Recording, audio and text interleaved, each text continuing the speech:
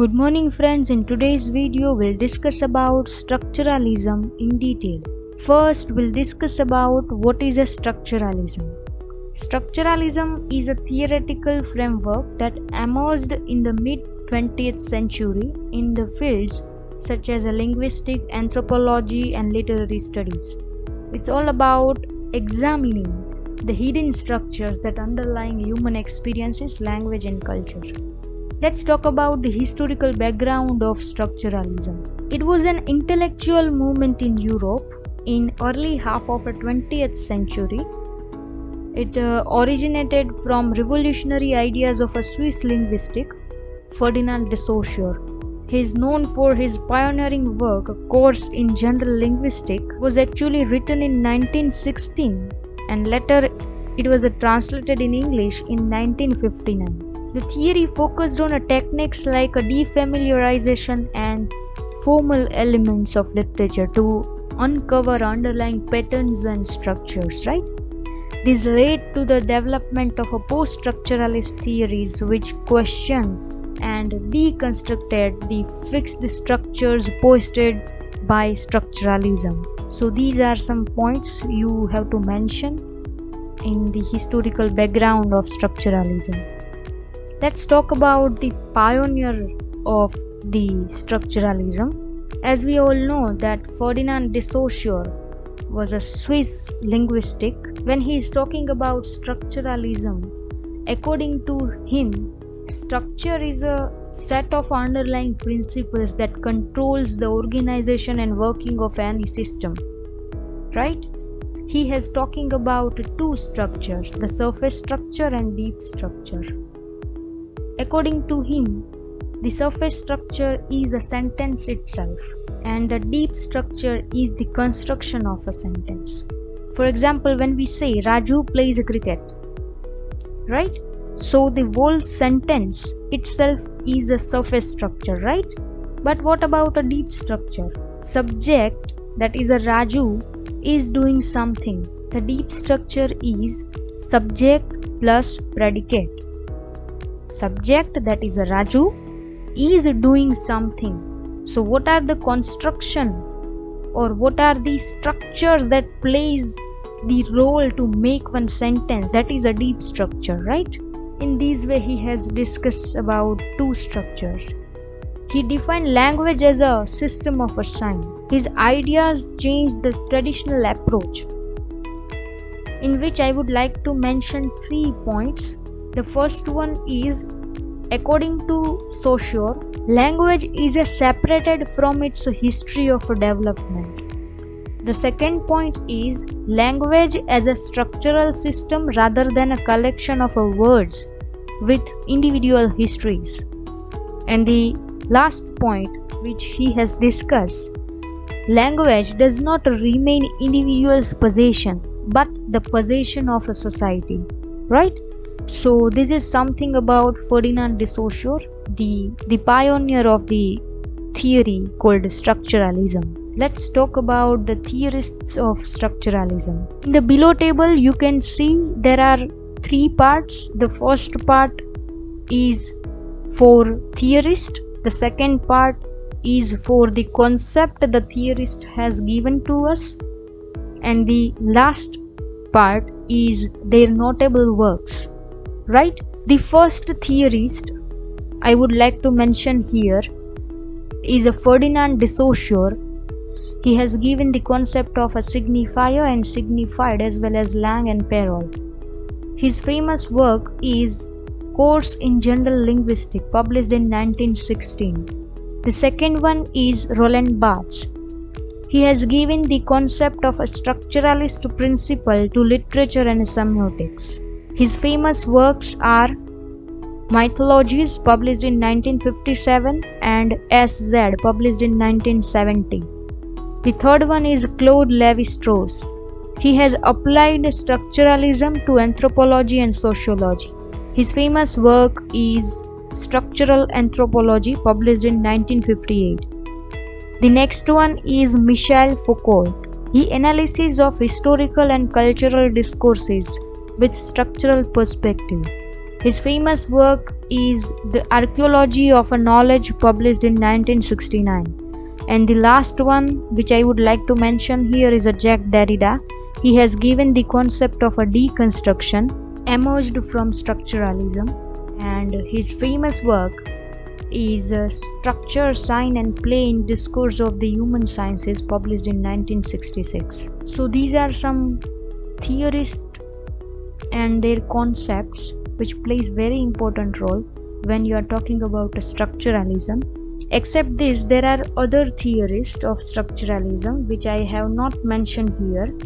These are Zvetan Todorov, Jacques Lacan, Louis Althusser, Jiran Janet, etc. Let's talk about the concept of a sign, signifier and signified. When we are talking about a sign, we have to understand what is a semiotics. Semiotics is like a secret code that helps us to understand how signs and symbols work in our everyday lives. Signs and symbols can be words, picture, or even gestures that stand for something else. As you can see in the screen, that sign has two parts, that is a signifier and signified. Now what is a signifier? Signifier is a kind of a word, and signified is the actual meaning of that word. For example, when we are talking about any word like a play, that is a signifier. And what is the signified about that word play? The meaning of that word play? There are two meanings, or it may be the lots of meaning, and the two meanings are: play means performance on a musical instrument, and also sport match. When you are talking about play, signifier, you have to understand what is the correct meaning for that play. Obviously, that will be depend on the sentence you are talking about, right? So it's all about understanding how words, pictures and symbols stand for the ideas or things. It's like cracking a secret code to figure out what things means in our language and culture, right? Let's talk about Lang and Peril. Lang represents the underlying structure and rules of a language. It has a system that allows us to communicate and understand each other. Imagine it as the grammar, vocabulary and pronunciation rules of a language. Peril is a spoken or a written language that we use in everyday conversation and writings. It's how we put the rules, that is a Lang, into action to express our thoughts and ideas, right? So in simple terms, Lang is the rule book or a system of a language, while a Peril is the actual planning of the game, using those rules to talk, write and communicate in real life. Let's talk about the concept of intertextuality. Intertextuality is the concept that has given by French semiotician Julia Kristeva. It has actually brought on the rise of a post-structuralism, right? Intertextuality is like a big web of connections between stories, ideas and things we read, watch or hear. It's all about how one thing we experience is linked to another thing. Imagine you are reading a book and it mentions a famous fairy tale like a Cinderella. That's a part of intertextuality. The book you are reading is a connection to another story, you know, even though they might be completely different stories. It shows us that stories and ideas are not all by themselves. They are like a friendly who talk to each other. When you understand these connections, it helps you to see deeper layers of a meaning in what you are reading or experiencing. In short, intertextuality is like a big network of stories and ideas that are all connected in some way. It's about how the things we encounter are related to other things we know and that helps us to understand and enjoy them even more. Let's talk about the another concept of a structuralism, that is a binary opposition. Structuralism often starts by identifying pairs of opposing elements like a good versus evil or a nature versus culture. These binary opposition help to reveal the fundamental structures and meaning within a system. The term binary opposition consisting of two words, binary and opposition. Binary means consisting of a two and oppositions means opposite. In short, two contrasting elements or a character we can find in the one, that is called as a binary opposition. In short, two opposite things mentioned together, it makes a binary opposition. Last but not least, the concept of a diachronic and synchronic approach. The terms first employed by Ferdinand de Saussure. What is a diachronic approach? It is the study of a language through different periods in history. It can be studied historically, and Saussure dismissed it. Okay?